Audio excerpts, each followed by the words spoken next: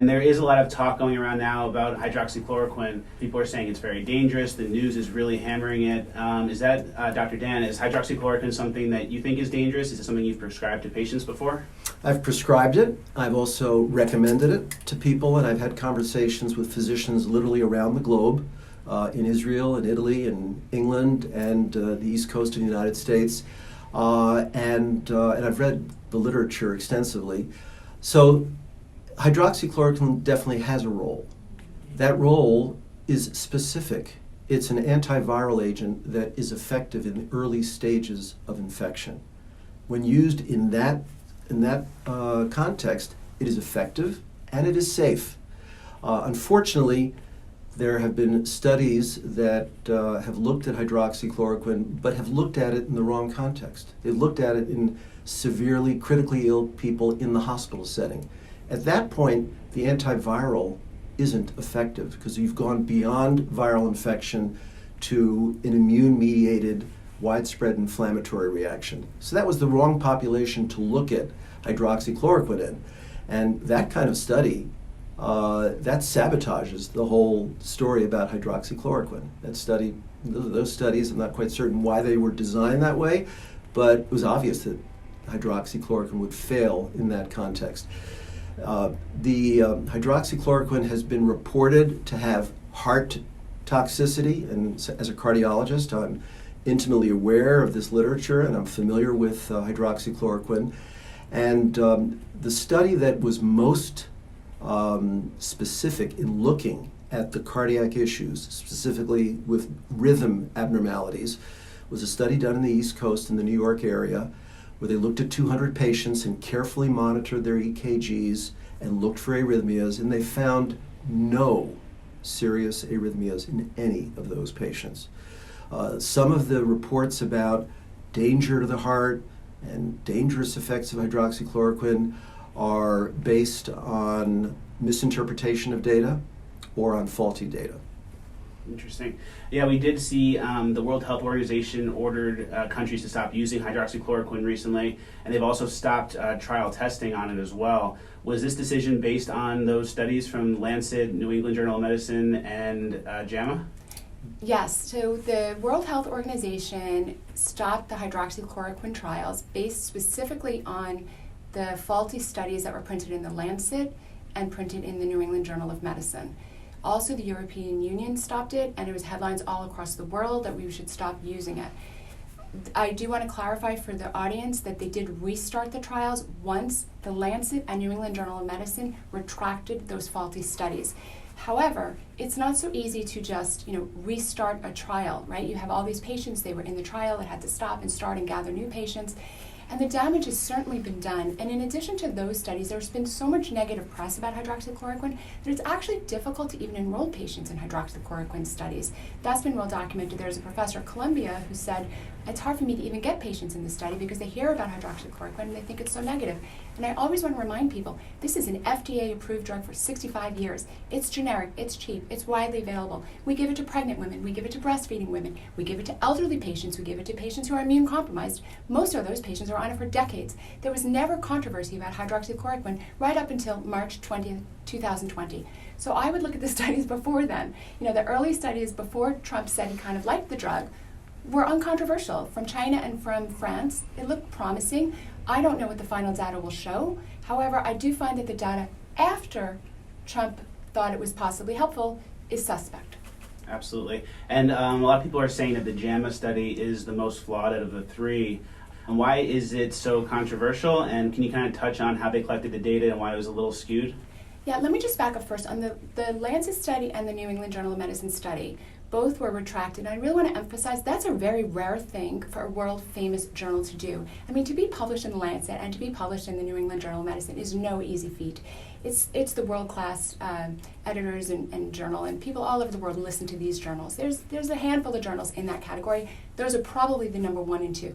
So to have them do a retraction was a major story, which is why you heard about it in the headlines. The reason their study was retracted is the data that went into those studies could not be independently verified. You can draw what conclusions from that as you will. Was the data even gathered? Was the data faulty? Was it fabricated? We don't know because we asked the company that provided the data, a company called Surgisphere, which has been quite secretive, to reveal their data, and they have absolutely refused. Because they wouldn't reveal their data, those studies had to be retracted by the journals. That's the problem with those.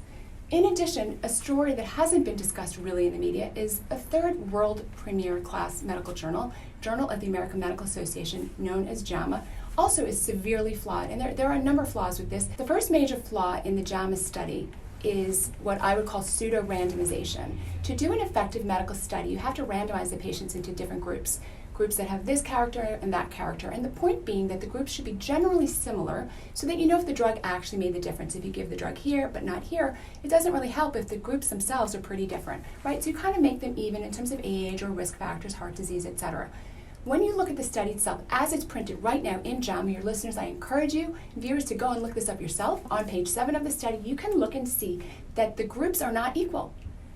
The higher dose group is 7 years older. They have almost 18% heart disease. Those are just two of the differences. The other group is 7 years younger and has 0% heart disease. And there's a number of these flaws that are different in the two groups. By itself, that's cherry picking of patients that would make any data that comes from such a study suspect. So I want to be clear that the JAMA study used not exactly hydroxychloroquine. They used a drug called chloroquine, which is really a precursor to hydroxychloroquine. Sometimes we use those names interchangeably, but in America we only use hydroxychloroquine. The JAMA study was in Brazil. They used chloroquine. The lethal dose of chloroquine has been well established for more than 30 years. In 1988, New England Journal of Medicine, again one of the world premier journals, established and everyone accepts that the lethal dose of chloroquine is 5 grams. Well, the JAMA study had two groups. In the high dose chloroquine group, they gave them 1.2 grams a day, which means by the 4th day, they had almost 5 grams. Now, most of us think of a drug as going through your system kind of quickly, and you're like, well, it's been 4 or 5 days. That's not the case with chloroquine and hydroxychloroquine.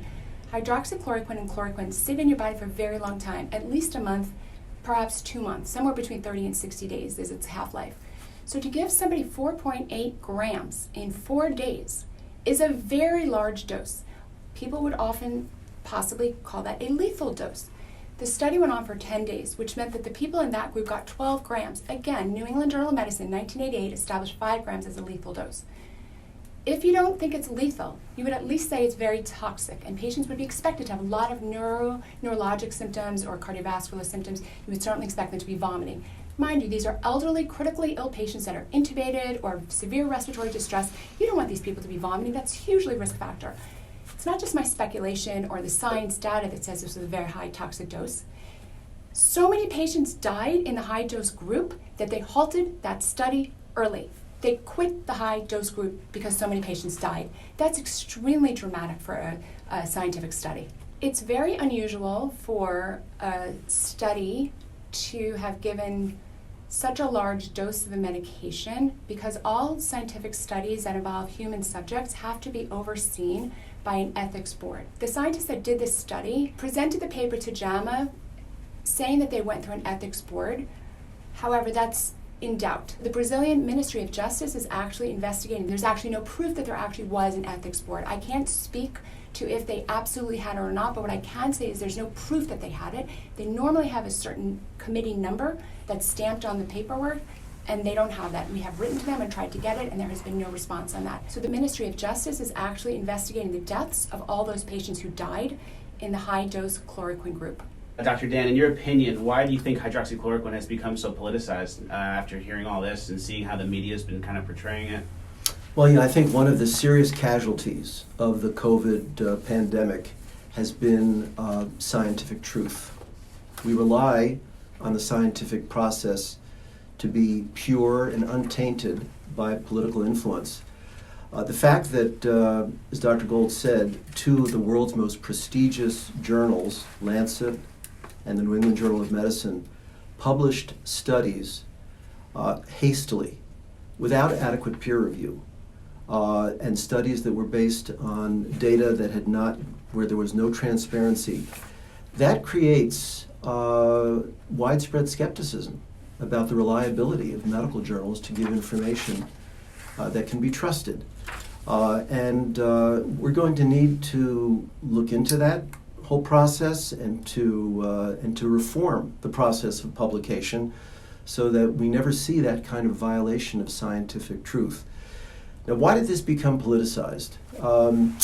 The fact is that President Trump first mentioned hydroxychloroquine and advocated for its use as a non-physician in mid-March. But we had data from China and from France well before that, in February, showing a significant beneficial impact of hydroxychloroquine. Yet, you saw physicians, politicians, journalists saying that hydroxychloroquine is all hype and it's all due to the president pushing it. And that's revisionist history. The fact is there was a great deal of excitement in the medical community internationally a month before President Trump ever mentioned it because of the data reported from China and from Dr. Raoult in France. And it's sad that people used whatever political animosity they had towards the president to attack a medication that in fact had helped many people with coronavirus and could have helped many more had its reputation not been so sullied by political accusations and by poorly designed studies and by medical journals allowing publications that were negative as far as their conclusions, publications that never should have reached print because they hadn't been adequately vetted. Interesting. I got asked a lot of questions about the VA study of hydroxychloroquine, and my immediate instinct is to wonder why hydroxychloroquine keeps getting studied at the later stages of the disease. I can't emphasize enough that the mechanism of action of a drug and the pathophysiology of a disease is the number one factor when you're structuring a scientific study. So the disease early in the course is all about viral replication. How much virus can be produced and how quickly? That's a problem in the early setting. In the late setting, the problem is your body's over-response trying to cure itself, and that's called a cytokine storm. And in that setting, that affects all of your organs, including your lungs, failing. In the first group, which is the early group, you would like a drug that is very good at preventing the viral replication, right? That's what hydroxychloroquine with zinc is very, very good at. So I was always a bit confused why we kept getting study after study after study about hydroxychloroquine being studied in the late stage disease population, and kind of like it doesn't snow in August, it wasn't working very well. So to me, the VA study, the Lancet study, JAMA, all of those studies, I'm not that surprised because I already know it doesn't snow in August. I'm waiting to see the data about hydroxychloroquine and zinc, how well it works early on. Mechanism of action would indicate it would work well, and before the hydroxychloroquine got politicized, the preliminary data that we have from China and from France was very promising. As Dr. Gold mentioned, hydroxychloroquine and chloroquine have been around since the 1950s. Azithromycin, which is an adjuvant agent used with hydroxychloroquine, has been around for 30 years. These agents have been shown to be safe and to be effective. And again, you needed to understand which context it worked in. It wasn't going to work in the critically ill, hospitalized patients on ventilators with multi-organ system failure. That was not what it should have been used for. It works in early stage where the antiviral effect can terminate the infection and prevent people from getting critically ill. And it's sad that many people to this day have been deprived of the potentially beneficial use of an agent that in fact is safe and that is inexpensive and that's widely available. Definitely. Dr. Gold, what is your message to the media? My message to the media is I understand that you have a point of view, and God bless you, and you can say it. Free speech is very important. But don't have an opinion on the science of a medication. Think of your own family and your own loved ones, and relegate to the scientists the purity of the scientific result. Because one day you could suffer the harm of having polluted that process. My message to the scientists is, I understand that there's a lot of pressure out there, maybe from big pharmaceutical companies or journal editors, to come to a specific result. I implore scientists to stand the line. If us scientists don't stand the line and hold for truth and accuracy, nobody will, certainly not the media, certainly not politicians. I'm very distressed on two levels about the JAMA study. The first level is that the scientists who ran that actual study, it doesn't seem as though it was done in the correct scientific manner. The other part I'm upset about is the journal itself, which I don't think vetted it in the manner that a world-class medical journal is supposed to vet it. So my message to the scientists and the editors is, please ignore the media and please ignore the politicians. Please focus on the science. All of humanity depends upon you doing that. Perfect. That was awesome.